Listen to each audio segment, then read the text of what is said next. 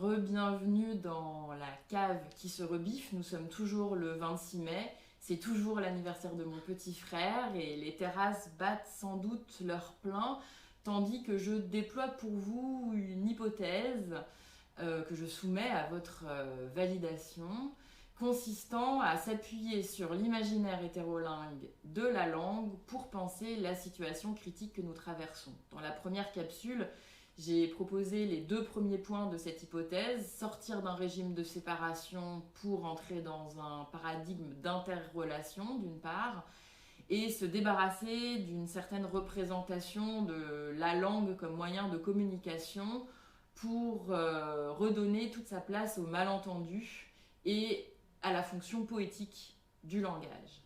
Les 2 points suivants nous attendent pour cette seconde capsule. Le premier consiste à se souvenir que, contrairement à un certain nombre d'idées reçues, la langue n'est pas un organisme vivant.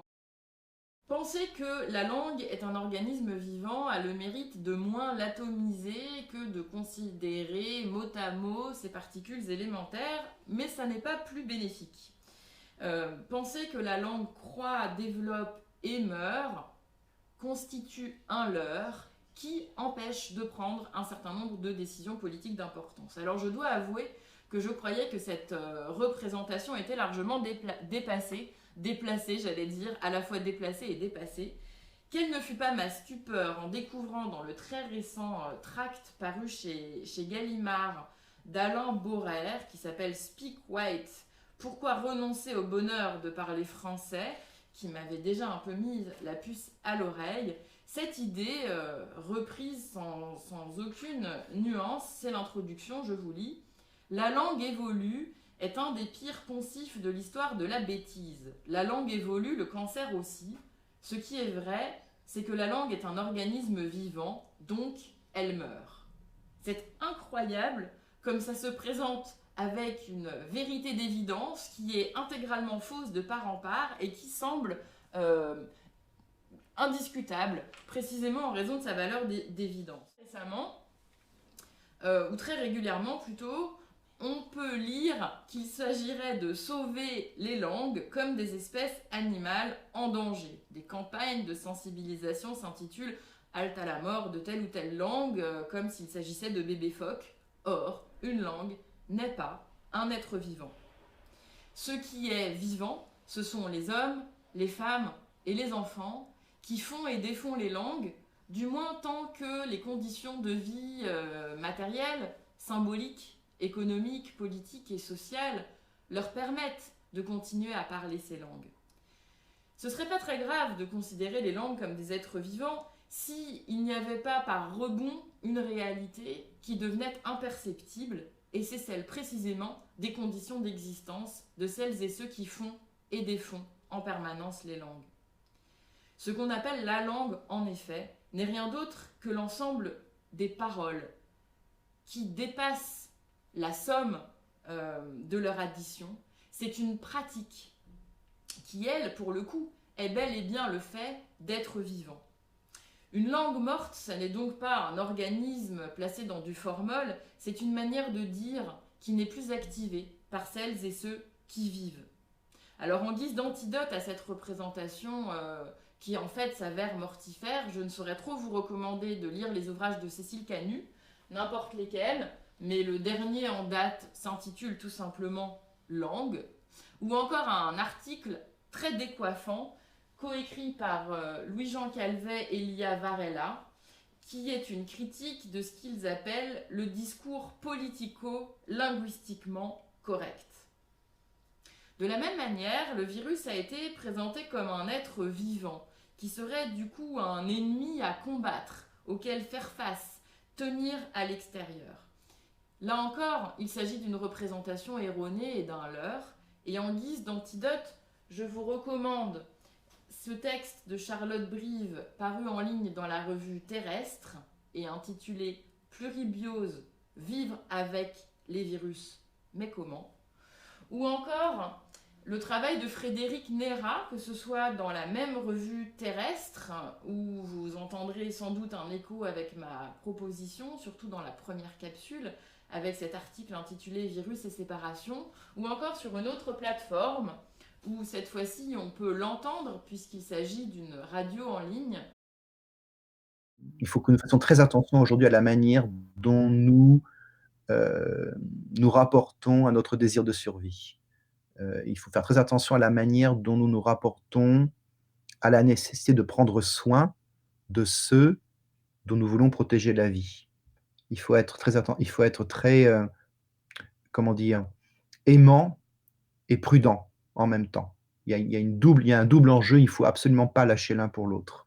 Donc c'est très périlleux, c'est-à-dire faire en sorte faire en sorte d'être des gens responsables de la manière dont les autres vivent, tout en même temps faisant en sorte que les moyens que nous employons pour prendre soin des autres ne concourent pas à la destruction de la partie collective de la vie.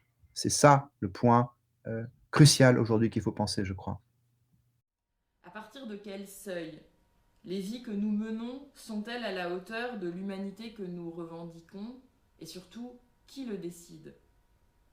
Dès lors qu'on se souvient qu'aucune langue, pas plus qu'un virus, n'est un organisme vivant, c'est notre représentation et notre responsabilité qui se trouvent engagées dans la manière dont nous choisissons de vivre avec. Peut-être n'existe-t-il pas vraiment d'être vivant, plutôt de multiples manières de se faire vivant, de rejoindre une intensité d'exister, de vibrer au diapason de l'existence. Peut-être qu'il n'existe pas vraiment de frontières définies ni définitives entre la vie et la mort, entre soi et l'autre. Et là, on bute contre une autre représentation héritée qui peut se débusquer, elle aussi, en ce qui concerne la langue. Ce sera mon dernier point, le quatrième, une certaine représentation de la frontière, de l'immunité qui engage une conception de la séparation entre soi et des corps dits étrangers. Trop souvent, on croit pouvoir assez facilement distinguer ce qui relève de notre langue propre, maternelle, familière, et ce qui lui serait étranger.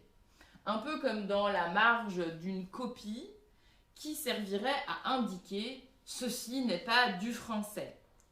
Pourtant, la distinction n'est pas de nature, mais de degré. En France, on dit sans problème, dès qu'on sera déconfiné, j'aimerais partir en week-end.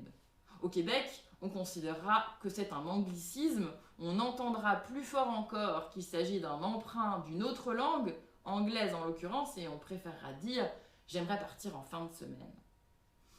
En revanche, au Québec toujours, on considérera qu'un panneau stop n'est pas du français. Le stop relève du stock lexical de la langue anglaise. Pour être du côté du français, il faudrait un panneau arrêt. Enfin, ça c'était jusque dans les années 80. Depuis, il est autorisé d'avoir au Québec ou bien des panneaux arrêt ou bien des panneaux stop. Par contre, on n'est pas autorisé à avoir un panneau sur lequel figure à la fois stop et arrêt, parce que dans ces cas-là, c'est un panneau bilingue, ce qui ne correspond pas à la législation en vigueur, alors que ce même panneau est au contraire nécessaire en Ontario, qui est une province officiellement bilingue. Autant dire qu'il n'y a pas d'un côté le français et de l'autre l'anglais comme deux entités séparées et autonomes, mais un continuum le long duquel on est plus ou moins français et progressivement plus ou moins anglais, avec du côté du plus français arrêt, une espèce d'intermédiaire où stop pourrait relever d'une saisie médiane, et puis on basculerait davantage du côté de l'anglais avec un stop où figure aussi le terme arrêt. Et quand on dit ça, on n'a encore rien dit d'une troisième langue qui serait en l'occurrence l'inuktitut telle qu'on peut la lire au Nunavut, ni d'aucune autre des langues autochtones du Québec et du Canada. La question est donc toujours beaucoup plus complexe. que celle d'une opposition entre une frontière intérieure et une frontière extérieure, c'est-à-dire qu'il s'agit de penser non pas une barrière infranchissable, mais plutôt une porosité. L'enjeu est extrêmement important dans un contexte de pandémie ou de syndémie, pour reprendre la proposition du Lancet. Dans un ouvrage de Roberto Esposito, traduit en français sous le titre « Communauté, immunité, biopolitique, repenser les termes de la politique », ce philosophe italien rappelle l'origine d'une certaine représentation de l'immunité et de l'immunologie dans le domaine biologique et comment elle a petit à petit gagné d'autres domaines jusqu'à s'imposer comme une logique politique qui, aujourd'hui encore, semble incontestable, alors qu'il s'agirait peut-être précisément de la discuter. Je vous propose de lire 3 extraits de cet ouvrage qui est beaucoup plus clair que toutes les paraphrases que je pourrais essayer d'en faire. Voici donc la proposition de Roberto Esposito. Mais je veux surtout défendre 2 thèses fondamentales.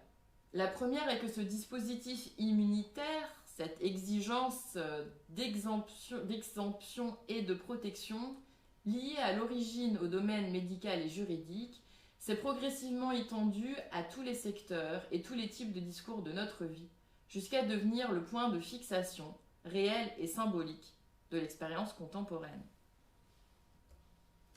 Ma seconde thèse, c'est que l'immunité nécessaire à la protection de notre vie, arrivée à un certain point, finit par la nier, au sens où elle l'enferme dans une sorte de cage ou d'armure, dans laquelle non seulement notre liberté se perd, mais aussi le sens même de notre existence individuelle et collective, c'est-à-dire cette circulation du sens, cette façon qu'a l'existence de s'ouvrir à ce qui est extérieur d'elle-même, que je définis par le terme de communitas, en faisant allusion au caractère constitutivement exposé de l'existence. Et voici ce qu'il conclut. Il n'est pas facile, bien entendu, de sortir du lexique théologico-politique d'où viennent toutes nos catégories, de celle de la souveraineté à celle de personnes juridiques. Mais il n'y a pas d'autre voie. Il n'est pas possible de revenir en arrière, vers un monde constitué de morceaux intrinsèquement autonomes, mais potentiellement hostiles à tout ce qui leur est extérieur. Mais il n'est pas possible non plus de partir d'un soi incapable de sortir de soi-même et de s'extravertir à son propre dehors.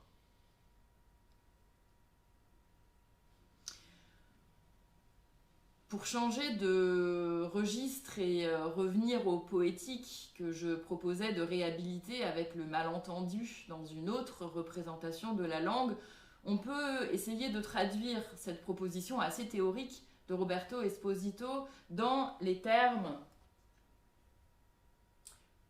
qu'on trouve dans cet ouvrage, Fukushima et ses invisibles, et plus précisément chez Yoko Hayasuke, qui, après l'accident nucléaire de Fukushima, raconte dans un journal d'une cellule radioactive une toute autre manière de se représenter et aussi de vivre avec son propre corps.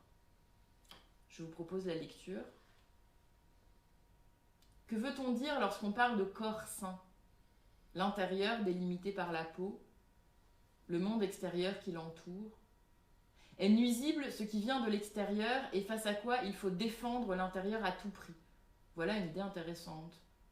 Malheureusement, elle ne s'applique pas aux corps déjà abîmés, aux corps qui ont vécu l'accident. Il faut donc abandonner cette image d'un corps intérieur séparé de l'extérieur comme un mur d'épiderme. Imaginons plutôt le corps comme un assemblage de micro-grains. Au rythme des respirations, les grains se mélangent et le mur disparaît. Le moi, toujours ouvert au dehors, se transforme constamment. Il devient alors impossible de le distinguer des grains de sable dispersés dans le vent. Un ami avec qui vous partagez cette réflexion vous répond « Imaginez les particules radioactives traverser un corps continuellement, c'est encore plus flippant, tu ne trouves pas ?» À vous, une telle porosité paraît nettement moins terrifiante que l'image d'une frontière étanche prise d'assaut par des choses hostiles. C'est avec cette formulation poétique que j'aimerais conclure mon hypothèse. De la même façon qu'il n'est pas nécessaire de considérer n'importe quel emprunt comme des corps étrangers pour pouvoir jouer d'un continuum d'étrangeté fluide à l'intérieur de chaque langue, je pense qu'il s'agit de sortir d'une représentation étanche de l'immunité dans les temps qu'il nous incombe de vivre pour pouvoir accueillir des porosités, ouvrir les cages, laisser sortir les faunes intérieures qui nous habitent, rejoindre les caves et aussi les terrasses.